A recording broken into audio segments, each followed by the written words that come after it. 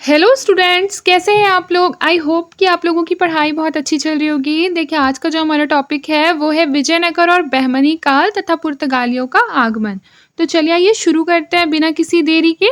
देखिए, इसका जो बेसिकली काल था वो टाइम क्या था, 1350 से लेकर 1565 के बीच ये घटनाएं हुई थी।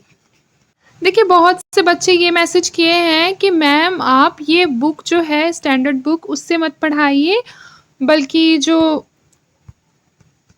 आपके पास सेल्फ नोट्स होगा उन नोट्स को आप पढ़ा दीजिए एक बार। तो आप लोग मुझे अगर नोट्स पढ़ना है तो उस पे भी कमेंट कर सकते हैं कि क्या मैं नोट्स से आप लोगों को पढ़ाऊँ या फिर ये स्टैंडर्ड सोर्स जो है वो आप लोगों के लिए इनफ है। जैसा आप लोग कहेंगे वैसा ही डिसीजन जो है वो लिया जाएगा। तो आप लोगों का कमेंट जो है वो ज़्यादा से ज़्यादा आना चाहिए इस पे। देखिए, लिखा है कि जहां विघटन की शक्तियां धीरे धीरे उत्तर भारत को ग्रस्त कर रही थी, वहीं दक्षिण भारत और दक्कन में स्थिर सरकारों का एक लंबा दौर चला था। भारत के विंध्याचल से दक्षिण भूभाग पर 200 वर्षों से अधिक समय तक विजयनगर और बहमनी साम्राज्यों का वर्चस्व रहा था। याद रखिए, कितने समय तक, 200 वर्षों से ज्यादा टाइम तक भारत के जो विंध्याचल से लेकर दक्षिण भूभाग का क्षेत्र है, आप लोगों को पता होगा विजयनगर बेसिकली उसने दक्षिण भारत पर राज्य किया था। वहां पर क्या था, दक्षिण भारत में विजयनगर और बहमनी साम्राज्यों का वर्चस्व लगभग 200 वर्षों से ज्यादा रहा था।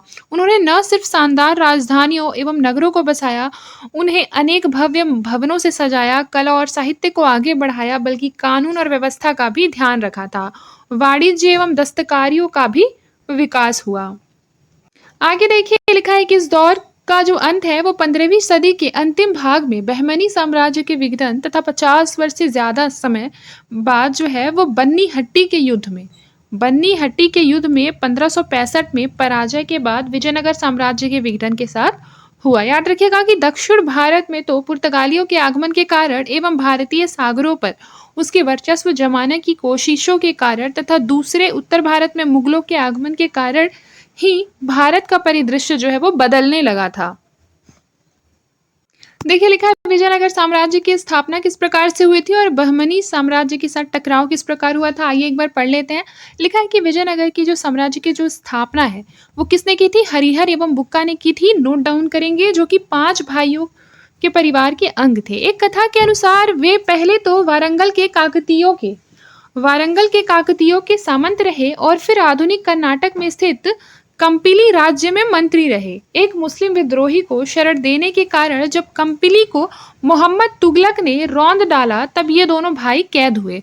उन्होंने इस्लाम अपनाया और विद्रोहों से निपटने के लिए वहां नियुक्त किए गए। मदुरै का मुस्लिम सूबेदार पहले ही अपने को स्वतंत्र कर चुका था तथा मैसूर का होयसल शासक और वारंगल का शासक भी स्वतंत्र होने का प्रयत्न कर रहे थे। शीघ्र ही क्या हुआ कि हरिहर और बुक्का ने अपने नए मालिकों को और उनके धर्म को त्याग दिया और वे हिंदू धर्म में शामिल हो गए और उन्होंने विजयनगर को अपनी राजधानी बनाया। कुछ आधुनिक विद्वान इस्लाम में दीक्षा की इस कथा को स्वीकार नहीं करते हैं, यानी कि इसको किंवदंती मानते हैं, बल्कि उनकी गिनती कर्नाटक के उन नायकों में करते हैं जिन्होंने तुर्क शासन के खिलाफ विद्रोह किया था।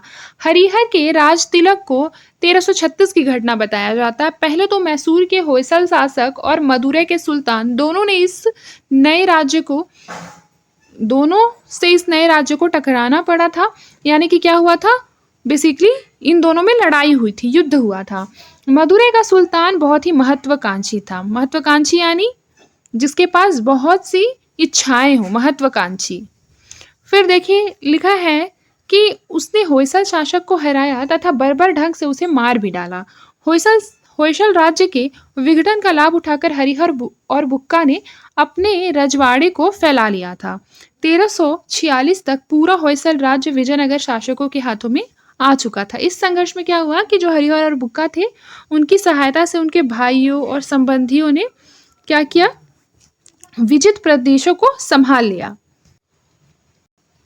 याद रखिएगा इस चीज को कि बेसिकली इसको एकदम नोट डाउन कर लीजिए। यहाँ पे लिखा है कि जो अलाउद्दीन हसन था, जिसे कि बहमनी साम्राज्य का कहीं ना कहीं संस्थापक माना जाता है, अलाउद्दीन हसन को, और वह गंगू नामक एक ब्राह्मण की सेवा में रहकर ऊपर उठा था। इसीलिए जो अलाउद्दीन हसन है उसे हसन गंगू भी कहते हैं। क्या कहते हैं, हसन गंगू। और याद रखिएगा कि सत्ता संभालने के बाद ही जो हसन गंगू है उसने अलाउद्दीन हसन बहमन शाह की उपाधि ग्रहण की थी और वह अपने आप को बहमन शाह का वंशज भी बताता है।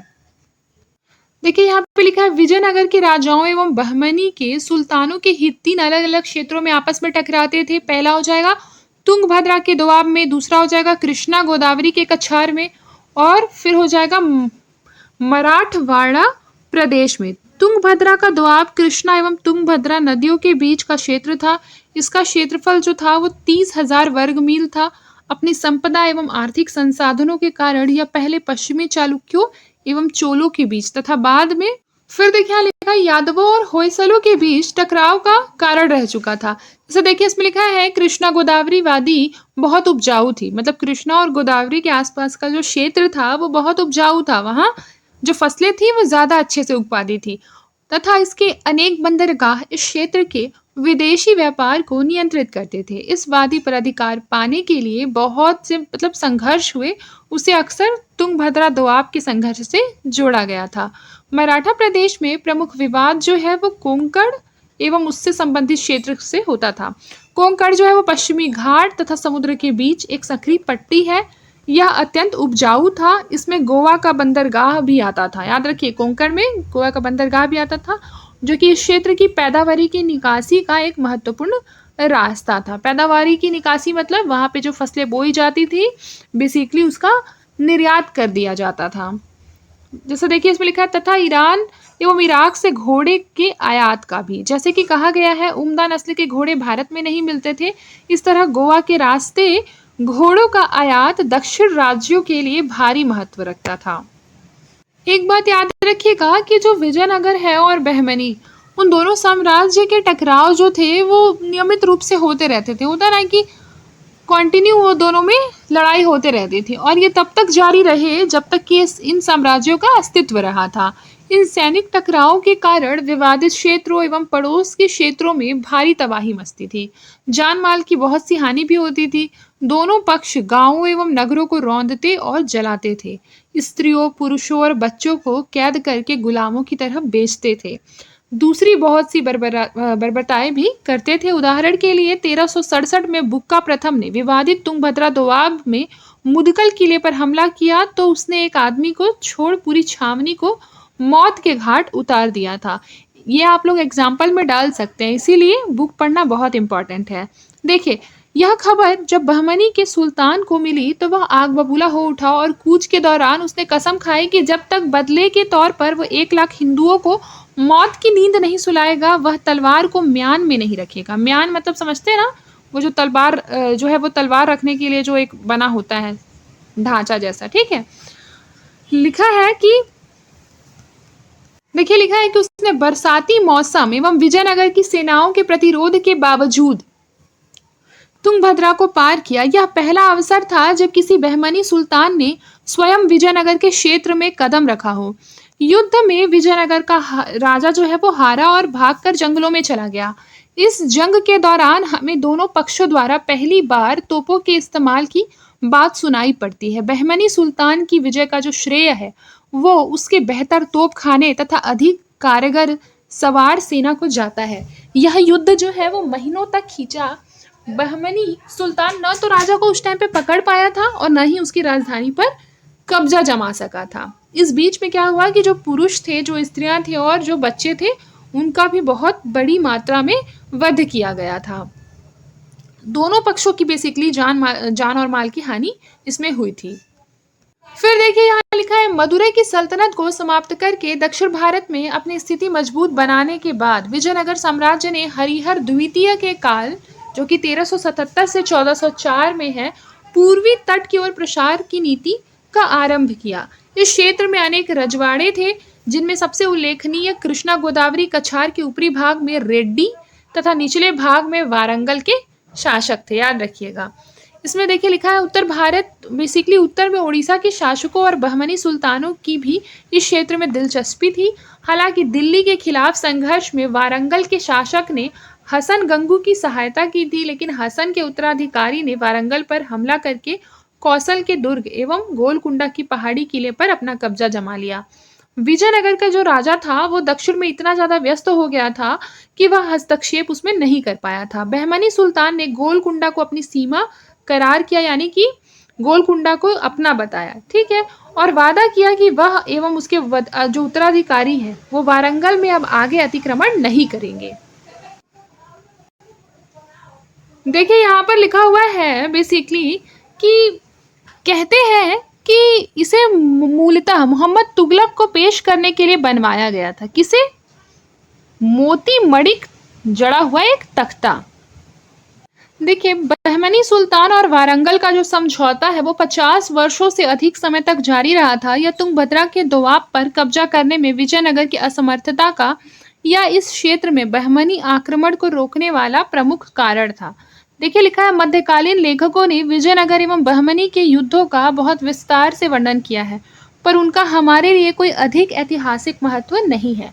दोनों पक्षों की स्थिति कमोबेश अपरिवर्तित रही। युद्ध का पलड़ा कभी एक ओर तो कभी दूसरे ओर झुकता रहा। बहमनी वारंगल गठजोड़ के सामने भी हरिहर द्वितीय ने अपनी स्थिति बनाए रखी। अनिश्चितता के एक काल के बाद देवराय प्रथम हरिहर द्वितीय की मृत्यु के बाद सिंहासन रूढ़ हुआ। यानी कि देखिए सिंहासन रूढ़ होने का मतलब होता है कि बेसिकली सिंहासन पर विराजमान होना। सिंहासन पर विराजमान होने का मतलब होता है कि राजा बनना, उत्तराधिकारी बनना। जैसे किसी की मृत्यु हो जाती है तो जो उत्तराधिकारी सिंहासन ग्रहण करता है उसे ही कहते हैं सिंहासन रूढ़ होना। उसके शासन के आरंभ में तुंगभद्रा दोआब को लेकर फिर से युद्ध हुआ था और वह बहमनी सुल्तान फिरोज शाह के हाथों हारा एवं उसने हर्जाने के रूप में 10 लाख हूड़, मोती मणिक और हाथी उसको देना पड़ा था हर्जाने के रूप में। सभी भावी विवादों से बचने के लिए उसे सुल्तान से अपनी बेटी ब्याहने एवं दहेज में दोआब में स्थित बांकापुर देने का भी वादा करना पड़ा। भारी तामझाम के साथ इस विवाह का जश्न मनाया गया। विवाह के लिए फिरोज शाह बहमनी जब विजयनगर के पास पहुंचा तो देवराय नगर से बाहर आकर भी भारी शानो शौकत के दिखावे के बीच उससे मिला। नगर के द्वार से महल तक जो 10 किलोमीटर की दूरी पर था, सड़क पर जरी, मखमल, साटन और दूसरे कीमती कपड़े बिछाए गए थे। देखिए नगर के चौक से घोड़ों पर सवार होकर वो लोग साथ चले थे। जुलूस में देवराय के संबंधी भी शामिल हुए एवं दोनों राजाओं के आगे वे लोग पैदल चलते रहे। यह जश्न जो है वो 3 दिनों तक चलता रहा। दक्षिण भारत में यह अपने ढंग का पहला राजनीतिक विवाह नहीं था।